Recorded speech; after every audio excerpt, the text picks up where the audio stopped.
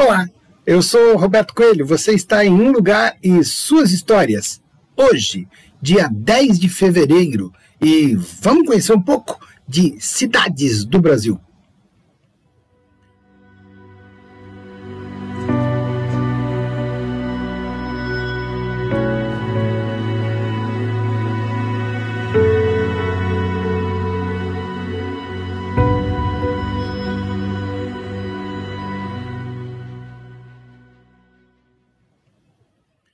O conjunto arquitetônico da cidade é considerado um dos mais importantes da Bahia, com belos casarões coloniais, ruas com calçamento pé de moleque, antigo pouso de crioulos. O destino serviu como rota de fuga de escravos ali no século XVII. Esse período está bem preservado no acervo público local, que reúne diversas cartas de alforria, sentenças eclesiásticas, certidões originais de escravos. Outra boa atração é o caminho de pedra da Estrada Rural, lugar onde o ouro da região era então escoado, passava por ali. Estamos falando de Rio de Contas, ali na Bahia. Vamos conhecer?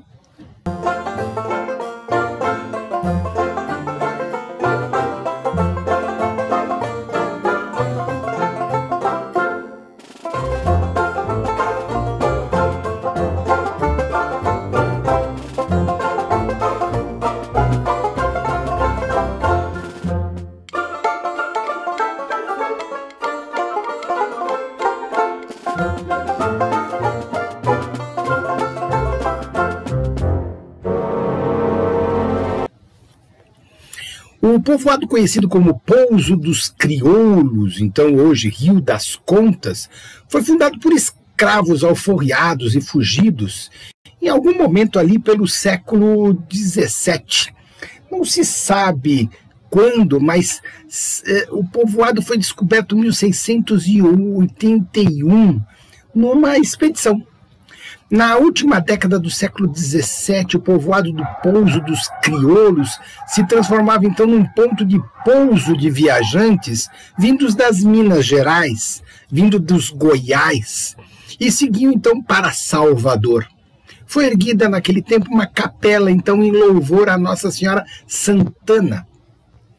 Em 1710, o bandeirante paulista, então chamado Sebastião Pinheiro Raposo, descobre ouro no leito do rio Brumado, em seus afluentes, serras circunvizinhas, e com isso houve então um grande afluxo de desbravadores portugueses, paulistas, mineiros, baianos, todo mundo foi para a região, né? Funda-se então o primeiro povoado, denominado Mato Grosso, numa altitude ali de 1.450 metros. Jesuítas acompanhavam os bandeirantes, ergue então o povoado de Santo Antônio.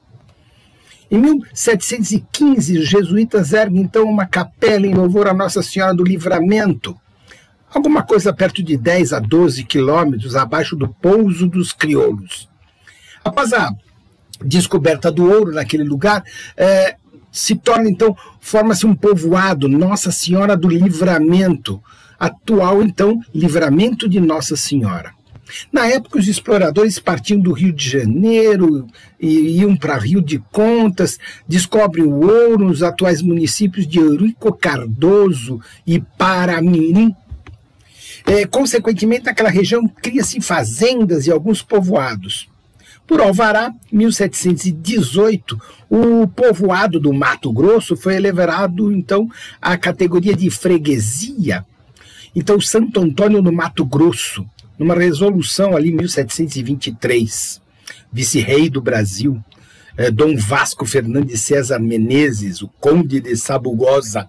Não confunde lá com aquele do Monteiro Lobato nos contos da Narizinho, não é? Não vai confundir. Mas era o conde de Sabugosa.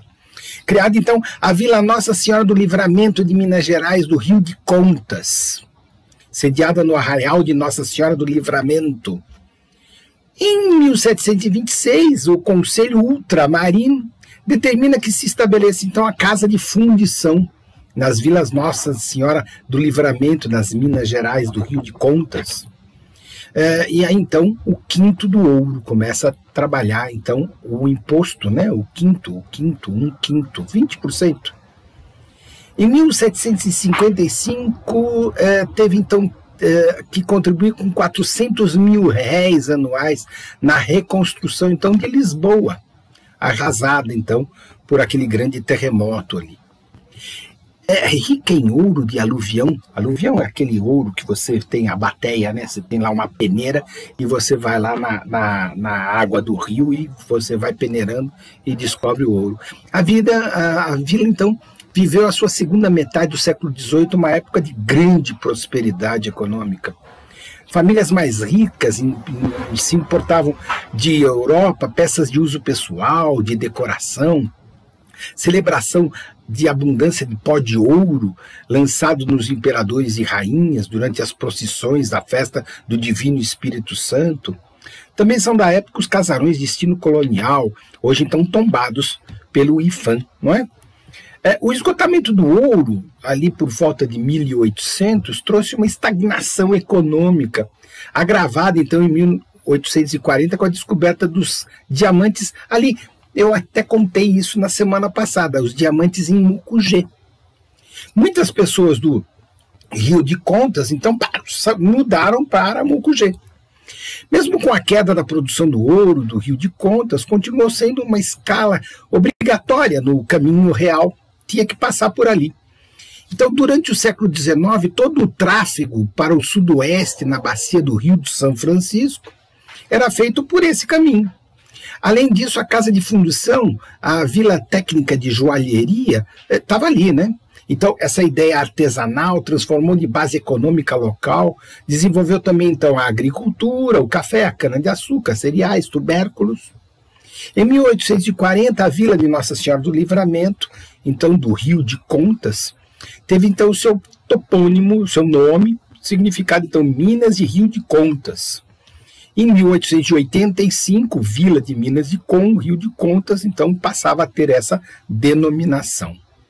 Minas do Rio de Contas perdeu muito território ao longo do século XIX e início do século XX, com, então, a emancipação de Caetité, de Mucugê, de Água Quente, atual Paramirim, e aí, então, vai perdendo território, não é? Vila Velha, atual Livramento de Nossa Senhora.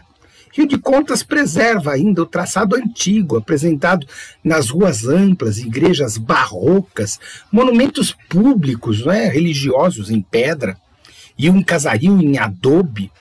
O conjunto arquitetônico, o qual é constituído basicamente por edifícios da segunda metade ali do século XVIII, início do século XIX, está tombado pelo IFAM, desde ali de 1980. A cidade é atualmente um ponto de ecoturismo da Bahia. Além de centenas de edificações históricas da área urbana, nos arredores de Rio de Contas, encontra-se vestígios de represas, arquedutos, túneis, galerias, que testemunham, então, a história e a atividade de mineração naquele lugar, né? Naquele sítio histórico. Né? Um lugar e suas histórias. E hoje eu contei aqui um pedacinho da história de Rio das Contas. Nas sextas-feiras, uma cidade do Brasil. Nas quartas-feiras, uma rua da cidade de São Paulo. Dá o seu gostei ou o seu não gostei. Compartilha com os amigos. Vamos fazer crescer aqui o nosso canal, essa ideia de contar um pouco a história desse país para vocês. Até a próxima!